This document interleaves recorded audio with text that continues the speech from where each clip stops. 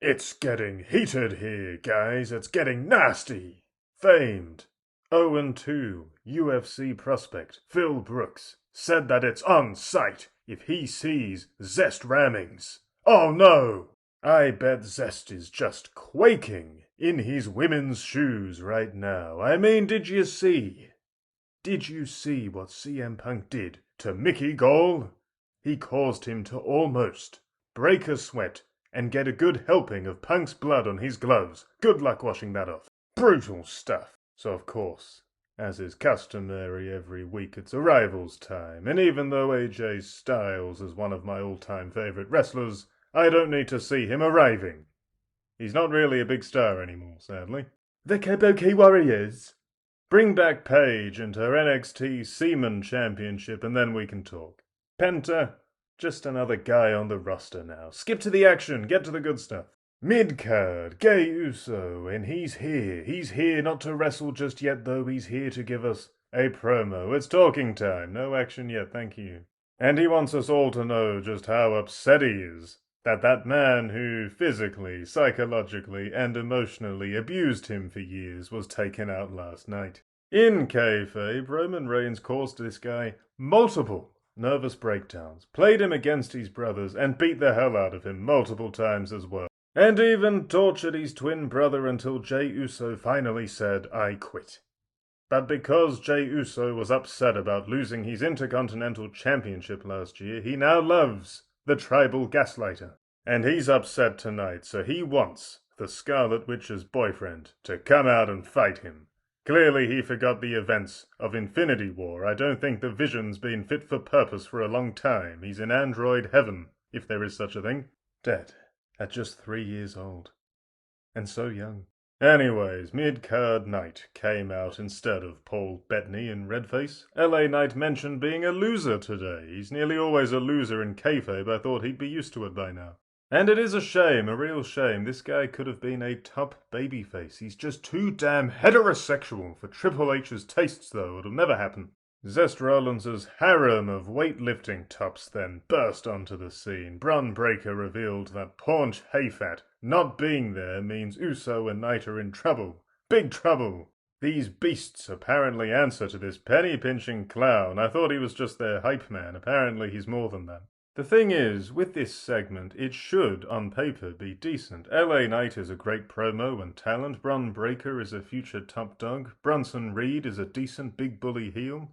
And Jey Uso is very popular. He has a huge fan base. And yet somehow this was dull and plodding and formulaic. Get these guys to let loose and push the boundaries and they could probably be very entertaining. It's just wasted talent, really. Maybe all this losing, though. This is the one interesting thing we've got here. Maybe all this losing leads to LA Knight turning heel. That was the only thread of potential interest teased here, so make of that what you will. The ladies of the Fudge Pack Day took on the Kabuki Warriors next. Perez and Asuka brought the energy in this one for the most part, as the Warriors looked to punish the heels and establish dominance in the division. The Warriors managed to keep the bigger, stronger Rodriguez at bay for quite a lot of the time, focusing on wearing down the adolescent Perez, chipping away at her sizable heel ego. The match was tidy enough until a painfully sloppy closing stretch chock full of missteps and miscommunication. Asuka went for the Asuka lock, Perez turned it into a pin attempt, and it all just looked very disjointed. Anyways, Asuka won for her team with the Asuka lock, ensuring Perez and Rodriguez hold true to the Judgment Day's undercard jobber ways. CM Punk is still waiting in the back. Ooh, damn, he's so intimidating.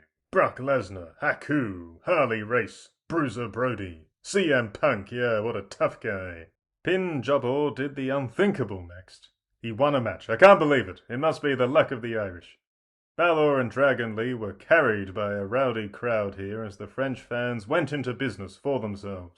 Balor sought to ground Dragon Lee with some technical chain wrestling and rest holds. Lee mounted some spirited comebacks, rocking Balor with his explosive, high-flying offense. Job D Mac Bighead got involved, leading to an insane Fosbury Flop Hurricane Runner combo from Dragon Lee, tragically leading to Balor stealing a win. Something he's really not used to doing anymore. It's like a once or twice a year treat for him. Solid TV match with a fun, silly, somewhat obnoxious crowd. The New Day and their token white friend mixed it up with the War Raiders and their surprise new token Mexico pal.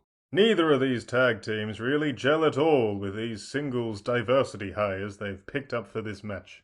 A white diversity hire, in Waller's case. I didn't think that was possible. I never thought I'd see the day. Shocking. Just shocking stuff. And apparently they're now called the New Day, so now I'm wondering if he's going to become the leader since they changed the name for him like that. Penta and the War Raiders played up the culture clash of their dynamic, impressing the audience with a litany of interesting moves and setups. The heels played their parts well too, serving as annoying, cowardly bases for the all-action babyfaces to punish. Penta won the match for his crew when he flattened the newly less crippled than last week Xavier Woods with a Canadian via Mexico destroyer. This felt like a good-natured house show bout where everyone got their spots in, and it went over well with this crowd. Rhea Ripley up next. She was asked about her budding lesbian romance with Io Sky and how it affects her marriage with Buddy Matthews. In response, Ripley revealed she hates all wrestling fans and hopes they all die real soon. I might be mixing up her lame social media with her abysmal promos here. I really just kind of switch off when she talks these days. Why should I pay attention to someone who despises me for daring to watch the show they're on? Why should anyone, for that matter? No, the actual promo, the actual shit-heap promo, was probably something about a championship she thinks she never lost, and then Mammy always being on top. Let's move on. The great AJ Styles was greeted by a huge sing-along from the French crowd for his Intercontinental Gold match with an overpushed Nepo baby both half his age and half his talent level next. People talk about the supposed best young heels in wrestling right now. MJF, Ozawa, Dom Mysterio, all of these guys are very annoying and whiny and bratty. We're really lacking in menacing beast heels in the new generation, bar, of course, Oberfemi. But for some reason he's still trapped in NXT Purgatory, much like Trick Williams is now trapped in TNA Purgatory. What is it about these two men that Triple H doesn't like and doesn't want on his shows? What could it be? What do they have in common? What am I missing here? Basically, it's a disappointing time for wrestling villains between all that and rainbow warriors like Zest Fruity Rimmings. Mysterio was the aggressor here, attacking Styles before the opening bell, but Styles was quick to fend him off as an ad break sabotaged the pacing of this bout.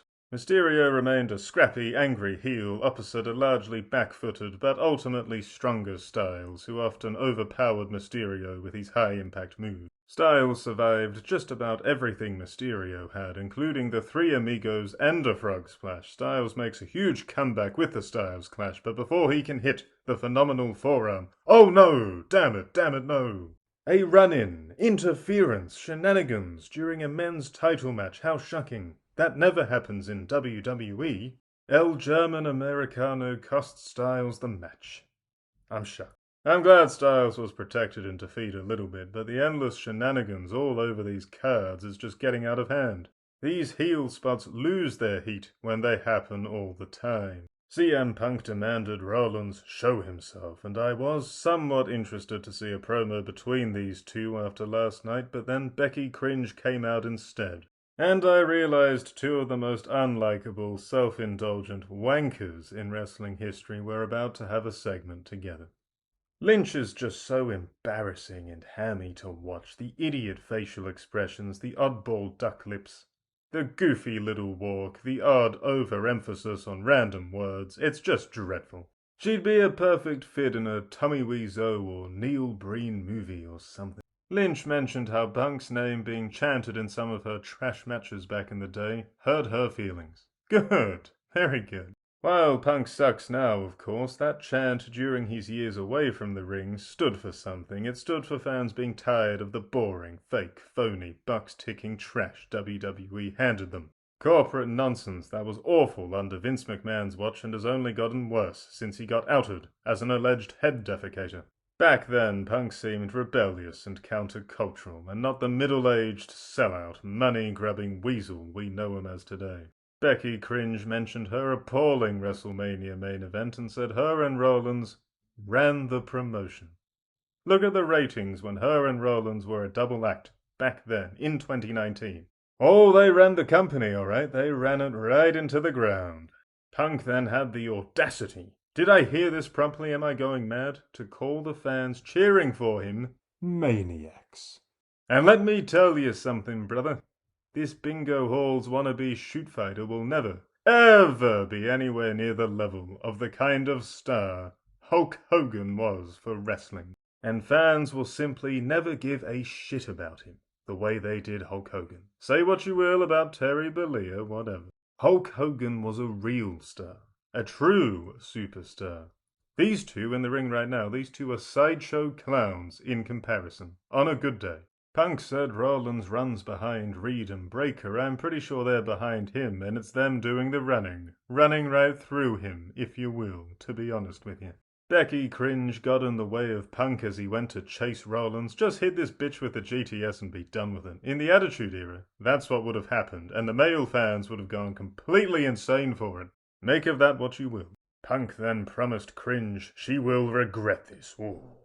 So maybe AJ Lee's about to come back. I used to say Lee was overrated. But I'll tell you what, she's a hell of a lot better, more charismatic, and less embarrassing than Cringe is. So sure, bring her back, why not? I'd love to see her do a promo on Becky Cringe in the style of that promo she did on the Total Divas cast back in the day.